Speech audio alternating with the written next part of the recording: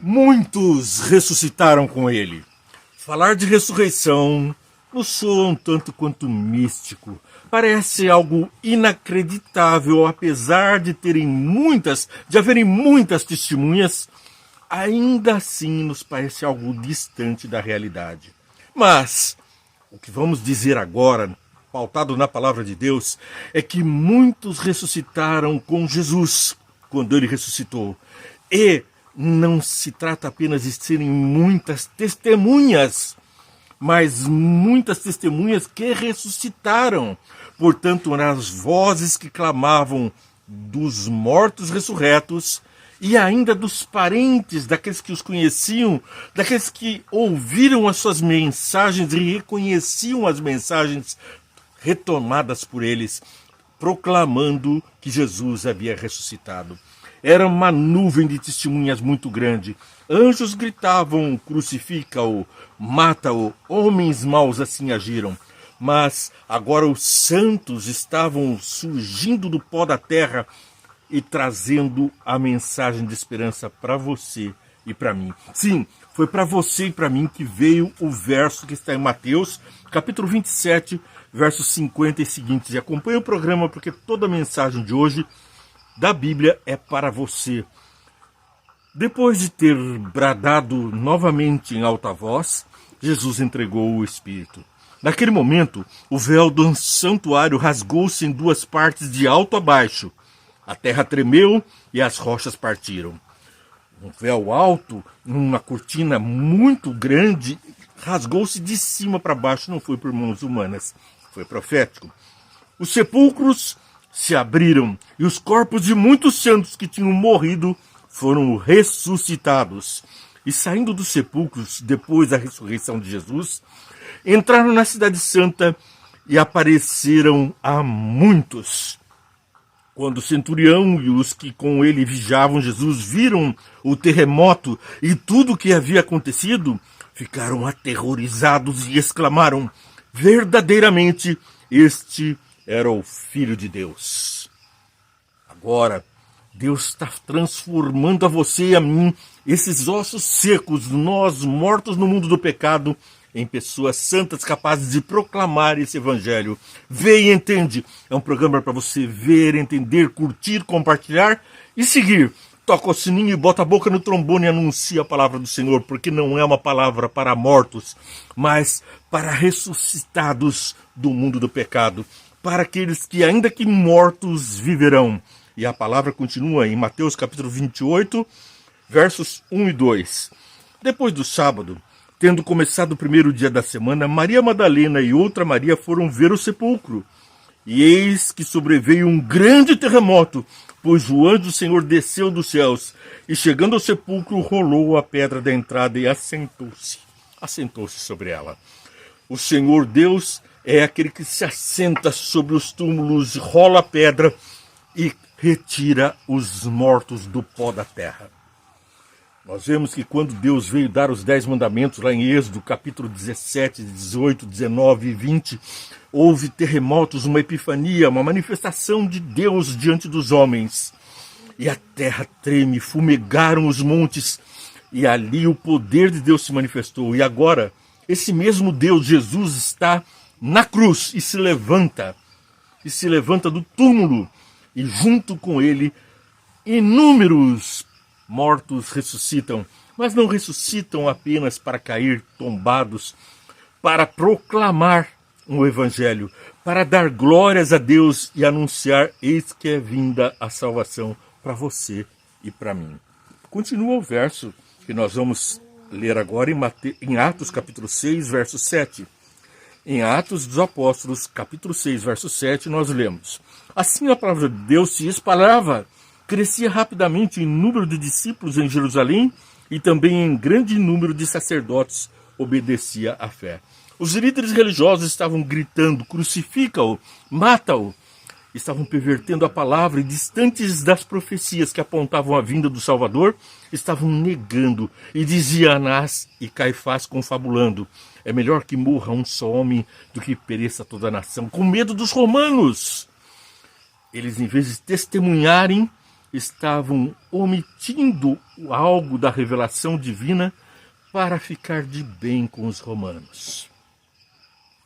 Agora, Jesus levanta dos mortos e não há quem possa calar essa verdade. Multidão de mortos ressuscitaram, anunciando que você e eu temos a mesma promessa. Veja o que nos diz Ellen White, a escritora que escreveu o livro O Desejado de Todas as Nações, na página 630, esse pequeno parágrafo. Durante seu ministério, Jesus tinha ressuscitado mortos, lembra? Na Bíblia relata muitos mortos, e ela recita aqui: fizeram reviver o filho da viúva de Naim, a filha do líder da sinagoga e Lázaro. Esses não foram revestidos da imortalidade, passíveis de morrer novamente. E também de ressuscitar no dia em que Jesus voltar. Porque aqui continua o texto. Ressurgidos estavam ainda sujeitos à morte. Mas aqueles que ressurgiram por ocasião da ressurreição de Cristo saíram para a vida eterna. Ascenderam com ele como troféus de sua vitória sobre a morte e o sepulcro. Esses entraram na cidade e apareceram a muitos declarando: Cristo ressuscitou dos mortos e nós ressuscitamos com ele. Assim foi imortalizada a sagrada verdade da ressurreição. Mito? Fantasia? Fruto do imaginário? Milhares de mortos ressurgiram, testemunharam e também testemunharam aqueles que viram e ouviram esse evangelho. Ontem nós dissemos que os líderes religiosos pagaram aos soldados grande soma de dinheiro para que dissessem que o corpo de Jesus havia sido roubado. Mas agora não há o que possa calar, nem valores pagos para mentirosos, para aqueles que estavam adulterando a palavra, por aqueles que eram os líderes que deveriam representar a expressão da palavra, mas que estavam adulterando. Agora nós temos a perfeita expressão da verdade pronunciada por mortos vivos que proclamavam a glória de Deus. Não é possível calar. Se os homens calarem, as pedras falarão, e ali o pó da terra se levanta. A Bíblia fala isso. Porque se as pessoas calarem, as pedras falarão. Mas agora, o pó da terra se levanta e como uma poeira espalha esse evangelho por toda parte.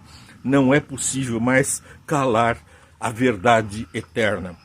Porque Deus tem o controle de todas as coisas. É o que está em Daniel, capítulo 4, verso 32. Você será expulso do meio dos homens. É Deus falando a Satanás. Viverá com os animais selvagens e comerá capim com os bois. É Deus advertindo a Nabucodonosor, o rei da Babilônia, que ele então, para se humilhar, ser humilhado, pastaria com os bois. Passarão 7 tempos até que admita que o Altíssimo domina sobre reinos dos homens e os dá a quem quer. O Altíssimo domina sobre os reinos dos homens e sobre o reino de Satanás. Ele arromba a porta da sepultura e devolve o dom da vida eterna para você e para mim. É o que está lá em 1 Tessalonicenses, Paulo escrevendo a eles, no capítulo 4, do verso 13 até o verso 17. Aqui terminamos o programa com essa maravilhosa mensagem de esperança. Irmãos, não queremos que vocês sejam ignorantes quanto aos que dormem, os que estão mortos, para que não se entristeçam como os outros que não têm esperança.